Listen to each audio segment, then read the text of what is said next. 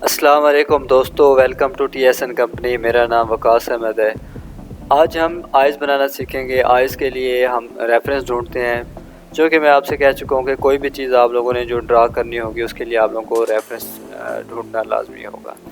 Eyes बनाने के लिए हमें आइज़ का रेफरेंस चाहिए ताकि हम अपने कैरेक्टर को अच्छे से ड्रा कर पाएँ और उसकी आइज़ उसी के मुताबिक ड्रा कर पाएँ। तो उसके लिए मैंने एक रेफरेंस ढूंढा है, ये वाला। तो इसी रेफरेंस को यूज़ करके हम एज़ इट इज़ आइज़ बनाने की कोशिश करेंगे।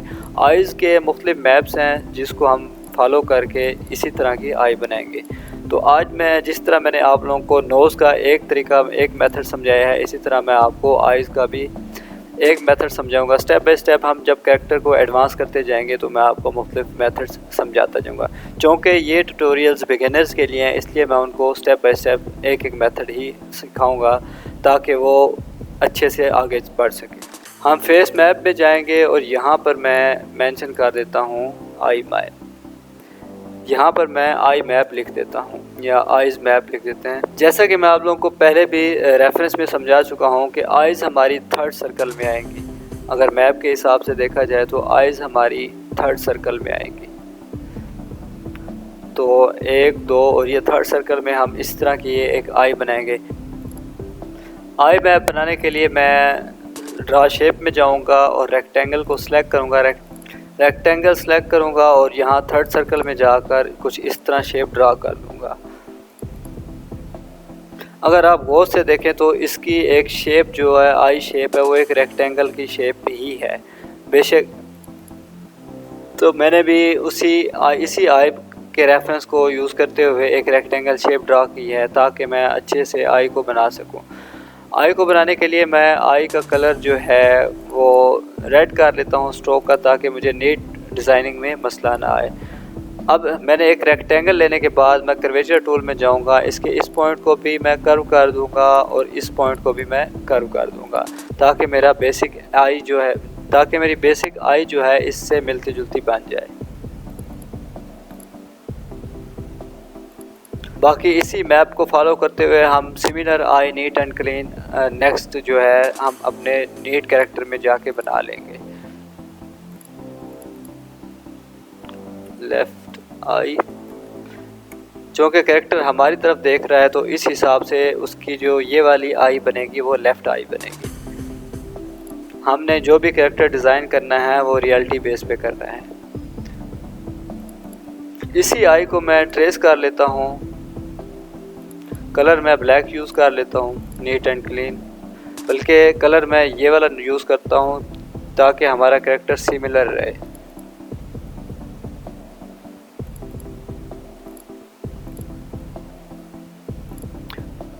इस आई को मैं बिल्कुल ट्रेस कर लूँगा।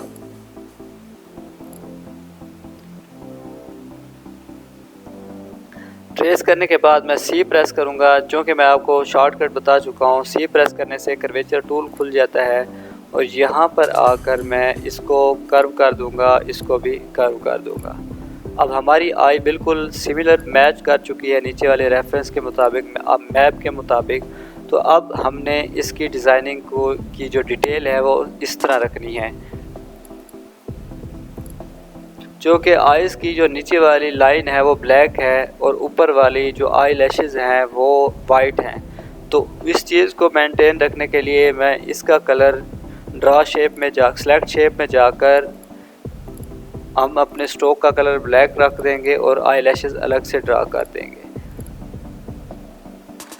अब चूँकि यहाँ पर कोई लाइन नहीं है और कुछ किसी जगह पर लाइन है, किसी जगह पर नहीं है, तो इस चीज़ को सिमिलर बनाने के लिए मैं इस आई के पूरे ऑब्जेक्ट को स्प्लिट कर दूँगा, ताकि मैं सब डिवाइड कर दूँगा ताकि मुझे आसानी रहे मेरे अपने मुताबिक कैरेक्टर को बनाने के लिए।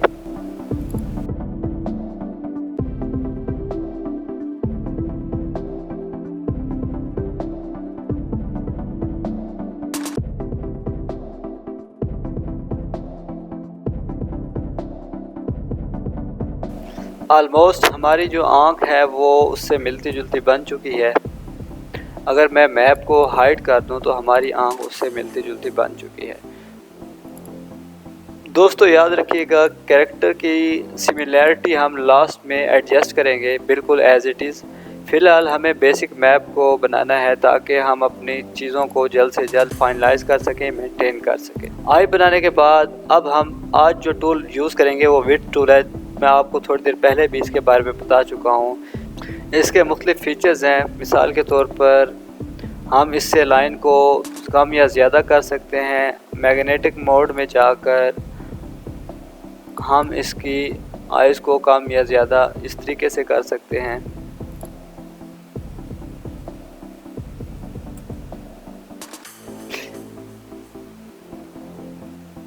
मैग्नेटिक मोड बेसिकली इसकी स्ट्रेंथ पे डिपेंड करता है। अगर एक पॉइंट की स्ट्रेंथ का रेडियस इस फेस के बराबर आ रहा है तो जब हम यहाँ पर जाकर इसका रेडियस कम करेंगे तो इसके रेडियस के अंदर जितने पॉइंट्स आएंगे उस हिसाब से ये लाइन कम या ज़्यादा होगी।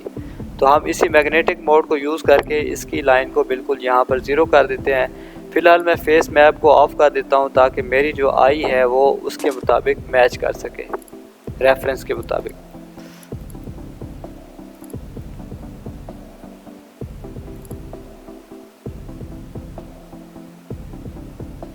फ़िलहाल के लिए मैं मैग्नेट मोड ऑफ़ कर लेता हूँ और इस चीज़ को इनेबल कर देता हूँ और इस चीज़ को भी इनेबल कर देता हूँ।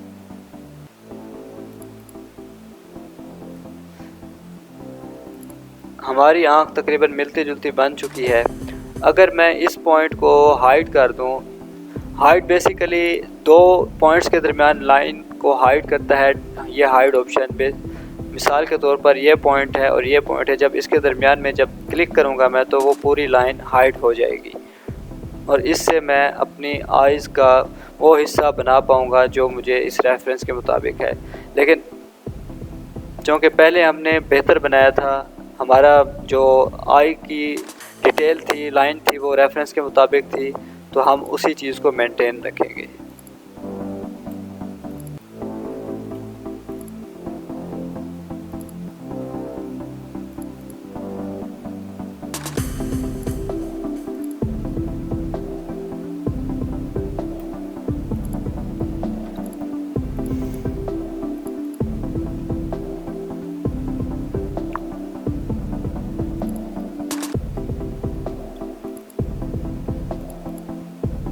आँख को थोड़ा छोटा कर देंगे ताकि सही बन पाए, मैच हो जाए।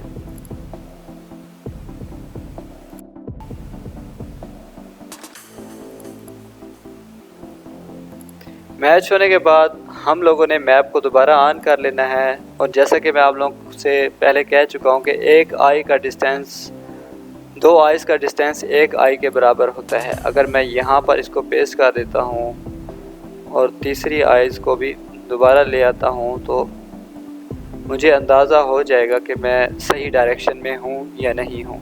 जब भी किसी ऑब्जेक्ट को सिलेक्ट किया जाता है तो उसको फ्लिप करने के लिए, रिफ्लेक्ट करने के लिए हमारे पास ट्रांसफॉर्म टूल में फ्लिप का ऑप्शन होता है, जिससे हमारी आई जो है या हमारा ऑब्जेक्ट जो है वो उसी के मुताबिक एडजस्ट हो जाता है।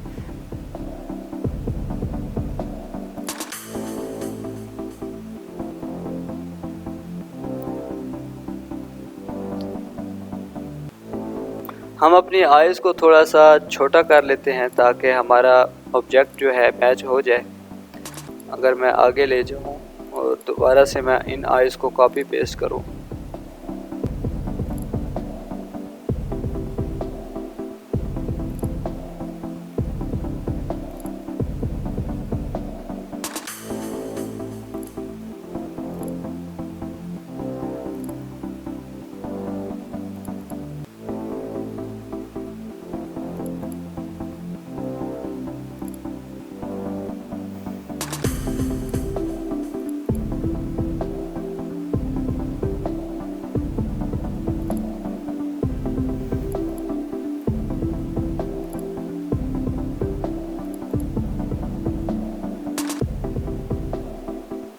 याद रखिएगा दोस्तों, जो बॉडी के दो एक जैसे पार्ट हैं, जैसे कान हो गए, हाथ हो गए, आंखें हो गई, तो आप लोगों ने उनमें से एक को ड्रा करना है, दूसरे को डुप्लिकेट करना है। उसका इन फ्यूचर मैं आपको एनिमेशन में फ़ायदा बताऊंगा और मैं आपको डिज़ाइनिंग में भी फ़ायदा बताऊंगा। तो हम इसके दाएं हिस्से को डिलीट कर देते हैं। वो वैसे वो सिर्फ मैंने आपको सिखाने के लिए बताया है। दो आइज़ का जो फासला होता है वो एक आँख के दरमियान होता है। इस आँख को मैं डिलीट कर देता हूँ और नेक्स्ट मैं इसी को डुप्लीकेट करके राइट आई का नाम ले देता हूँ।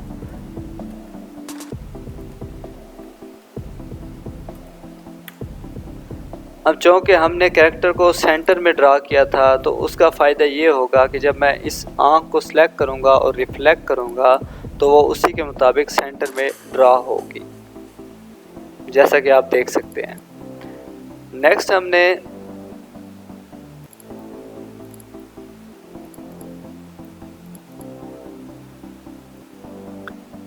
हमने कैरेक्टर की आइरिस या प्यूपल ड्रा करने हैं जो कि 3 कलर्स पर मुश्तमिल है। एक है जी green type, light green, blue, dark blue और ब्लैक। तो आइए हम अब इस तरह ड्रा करने की कोशिश करते हैं। अब जो राइट आई है या लेफ़्ट आई है, इनको मैं अलग अलग ग्रुप में कन्वर्ट कर देता हूँ ताकि इसका कंट्रोल या मास्किंग जब हम यूज़ करें तो अलग अलग आई का कंट्रोल हमारे पास होना चाहिए। तो इसको मैं अलग ग्रुप में कन्वर्ट कर देता हूँ और इसका नाम मैं रख देता हूँ राइट आई।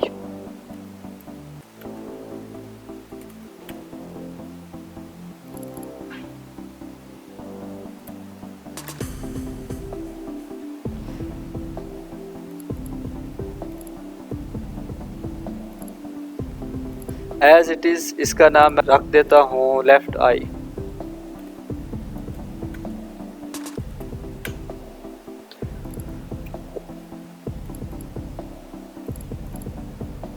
यहाँ पे हम नाम लिख देते हैं आइरिस, और चूँकि ये लेफ़्ट आई है तो लेफ़्ट आई में ये वाला आइरिस ड्रा करेंगे। ड्रा करने के लिए मैं ऑलरेडी बता चुका हूँ कि जब हम ऑल्ट होल्ड करेंगे तो हमारा ऑब्जेक्ट सेंटर से ड्रा होगा, और अगर हम ऑल्ट शिफ्ट इकट्ठे ऐड करेंगे तो हमारा सेंटर से प्रॉपर कांस्टेंट बड़ा होगा।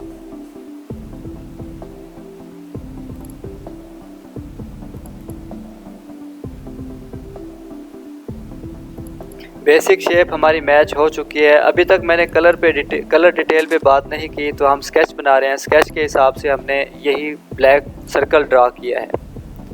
नेक्स्ट हमने ड्रा करनी है इसकी शेडिंग। तो शेडिंग को मैं अलग लेयर में रखूँगा, ग्रीन शेडिंग। ग्रीन शेडिंग को ड्रा करने के लिए मैं रेक्टेंगल को यूज़ करूँगा और रेक्टेंगल को मैं इस तरह से ड्रा कर दूँगा।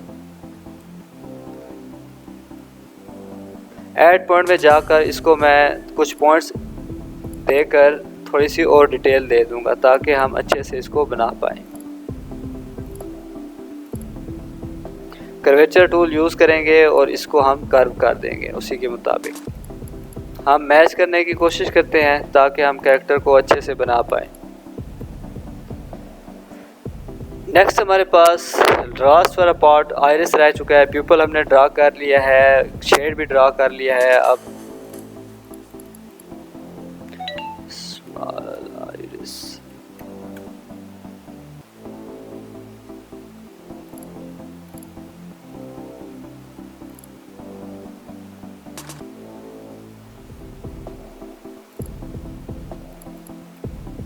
फाइनली हमारी आँख मिलती जुलती बन चुकी है और छोटे छोटे स्ट्रोक हैं वो भी ड्रा कर लेते हैं। पेन में जाकर मैं पेन की कुछ सेटिंग कर लेता हूँ। बेसिकली पेन हमारे पास एक फ्री हैंड टूल होता है जिससे हम कोई भी शेप अपनी मर्ज़ी की ड्रा कर सकते हैं। तो यहाँ पे मैं एक न्यू लेयर ले लेता हूँ और यहाँ पे मैं लिख देता हूँ लाइंस डिटेल्स, और यहाँ पर पेन में जाकर मैं सेटिंग को एज इट इज़ रहने देता हूँ और यहाँ पर पॉइंट रिडक्शन 100% कर देता हूँ और स्मूथिंग को बढ़ा देता हूँ। इससे ये होगा कि पॉइंट जब मैं कोई भी चीज़ ड्रा करूँगा तो मेरे पॉइंट्स बहुत कम लगेंगे। अगर मैं पॉइंट रिडक्शन को पेन में जाकर फ्री हैंड पेन में जाकर पॉइंट रिडक्शन को ज़ीरो करता हूँ या कम कर देता हूँ तो हम ड्रा करने पर शेप के मेरे पॉइंट्स बहुत ज़्यादा लगेंगे। जैसा कि आप देख सकते हैं। और इसमें मैंने पॉइंट रिडक्शन 100% रखा तो मेरे पॉइंट्स कम लगे थे। इसमें मैंने पॉइंट रिडक्शन को कम किया था तो मेरे पॉइंट्स ज़्यादा लगे हैं। तो बेसिकली हमने शेप को कांस्टेंट और अच्छा बनाने के लिए पॉइंट्स को नॉर्मल रखना है। उसके लिए मैं पॉइंट रिडक्शन की सेटिंग 100% कर दूँगा। अब इस लाइन को मैं जाकर यहाँ पर ड्रा कर लेता हूँ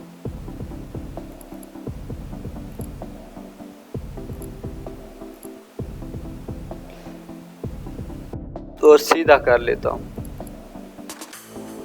सेंटर वाला पॉइंट मैं डिलीट कर देता हूँ ताकि मेरी लाइन जो है बिल्कुल साफ़ सुथरी और बेहतर है। जो कि लाइन की विड्थ बहुत ज़्यादा है, तो इसको बेहतर करने के लिए मैं सेलेक्ट शेप में जाऊँगा, ऑब्जेक्ट को सिलेक्ट करूँगा और इसकी विड्थ कम कर दूँगा।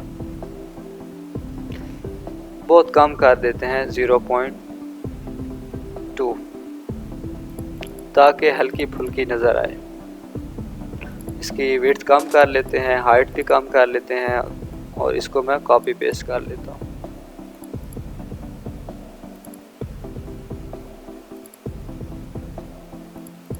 कुछ बड़ी कर लेते हैं, कुछ छोटी कर लेते हैं ताकि इलस्ट्रेशन अच्छी लगे।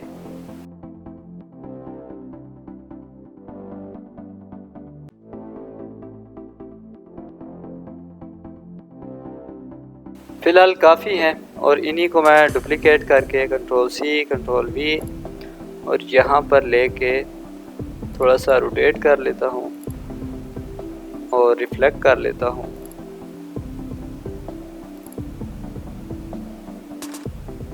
और छोटा कर लेता हूँ।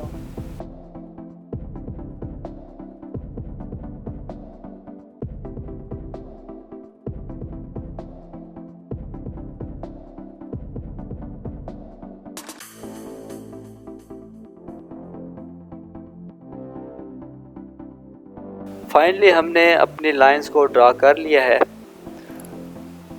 अब एक और लेयर ले लेते हैं और यहाँ पे मैं लिख देता हूँ वाइट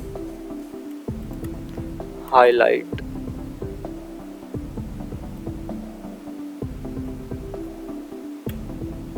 और यहाँ पर ये वाइट कलर की हाईलाइट हम ड्रा कर देते हैं।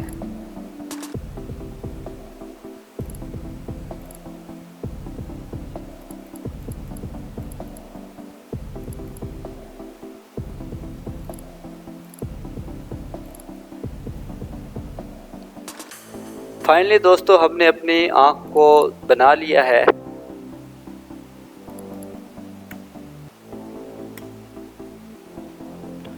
हम दोबारा से इसी आँख को डुप्लीकेट करके इस तरफ रिफ्लेक्ट कर देंगे आफ्टर कलरिंग। हमारे कुछ चीज़ें तो मैच हो चुकी हैं। नेक्स्ट हम लोगों ने क्या करना है, इसके आई लैशेस को मैच करना है। थोड़ी सी आँख को बेहतर करते हैं, मैच करने की कोशिश करते हैं। पहले से बेहतर हो चुकी है।